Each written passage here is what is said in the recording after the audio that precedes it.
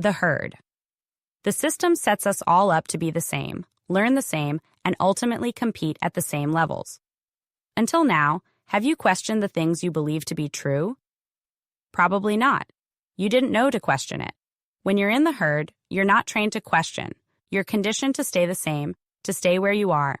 We're not encouraged to create our own dreams or goals, because this would be stepping out of the box that everyone else is living in. We are socially conditioned to not step out of the box, as if staying in the box is self-preservation. The reality is that staying in the box merely keeps the system strong. It needs all the people supporting it from within to keep its walls strong. This usually keeps us stuck at lower levels. It can take an immense amount of work to leave the herd. As you will see in the coming data, the gap between those who make it out or get ahead and the herd is massive. Considering the masses that make up the herd, it is actually shameful how few make it out and up to higher levels in their lives. To put it into a real number, it is about 0.01%. Yes, that is less than 1%. Huh? Yes. That is how few. That's the actual percentage of people who make it out of the herd, at least when you look at money metrics, to suggest their ability to successfully gather and utilize the resources of money in the game of life. The gap in wealth is indicative of the gap between those who have figured out our limited system and how to hack the game and those who have not. Their money resource is a key tool they figured out while getting ahead. Money as a game resource is essentially only options, choices, and freedom. It is not the monetary system you've learned about up until now. It is a system of freedom. Overstanding money is one of the ways you can hack the game, but it's only one of many ways.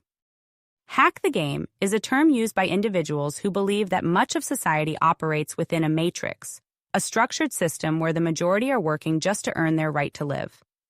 This concept suggests that most people are following a predetermined path, working a 9-to-5 job, adhering to societal norms, and living within the constraints of the system.